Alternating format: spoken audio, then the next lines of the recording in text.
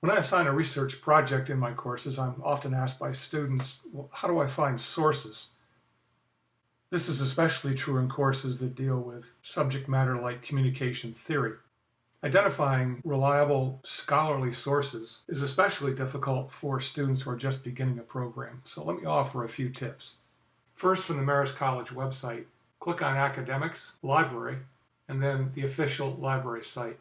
You will immediately see on the home page several databases that you can use for your research. These databases include FoxHunt, which is a central search tool, much like Google search, but focused on academic topics. FoxHunt will provide you with a search of full-text databases, a number of different databases. So rather than narrowing your search to a few databases, you can search all databases available through the Marist Library. You'll also see there are subject guides. You can search individual journals, and here's the electronic library. If you know the journal that you'd like to search, then you would click here. But I would recommend starting with course pathfinders if you don't have any luck with FoxHunt. FoxHunt is, again, a general search engine and can return an overwhelming volume of sources that's difficult to sift through. So if you want to narrow that search, go to Course Pathfinders, click on Communication, and depending on your individual needs or course needs, you would select one of these pathfinders, which is a focused database that narrows your search to specific communication databases. Let's try the Communication Subject Guide. And a good one to start with might be Communication and Mass Media Complete. Let's say I want to search for sources related to social penetration theory. I would simply type into the search box, social penetration theory. And if you want, you can narrow the search, but let's start with a wide search, and you can see it returns a number of full-text sources. And these full-text sources come from journals, conference papers, and a wide variety of other publications. Another good database that we might not think of would be the very course textbooks that we're assigned to read. For instance, in our communication theory course at Marist, we assign the classic Littlejohn and Foss Theories of Human Communication. Littlejohn and Foss have a section dedicated to social penetration theory. And in that section and throughout the book, they use footnotes to identify the original sources. Now, this is a good opportunity to, again, remind students that you should rely on original sources for your research.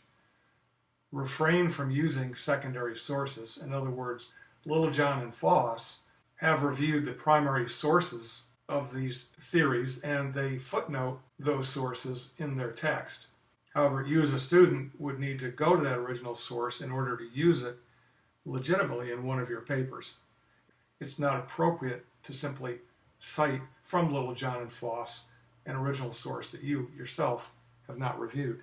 But let's take a look at, in this case, social penetration theory. They trace the origins to the 1960s and 70s, and they use a footnote here of number 12.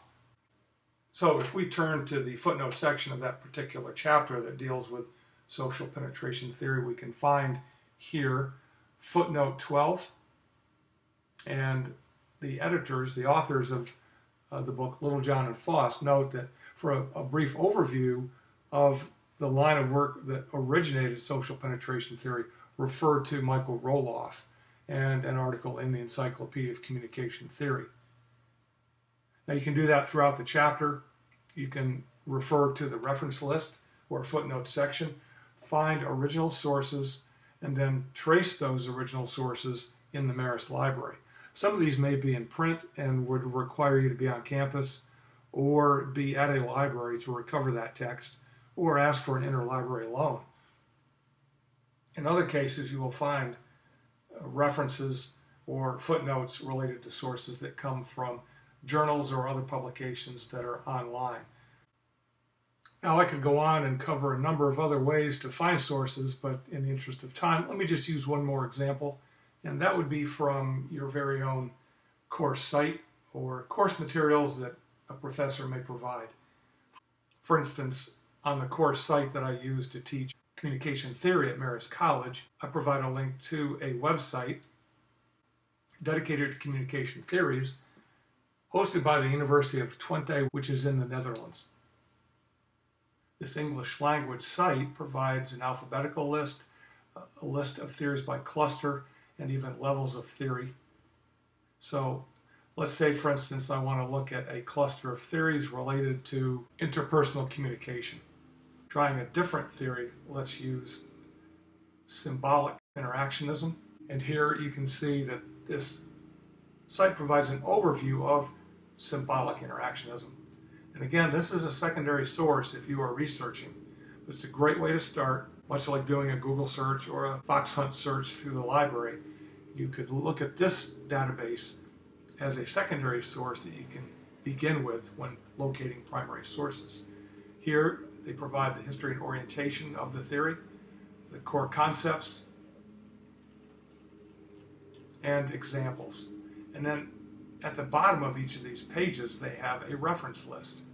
So for instance, here you have the original work being done by scholars such as Herbert Blumer, Irving Goffman, and they reference several of the published works which are in book form.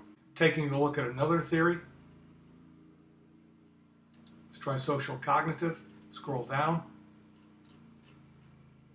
and you can see some of the sources are in the form of journals, which you should be able to easily locate through a database offered by a college like Marist. And finally, let me address what you do once you identify a list of sources that you may want to consider for your project.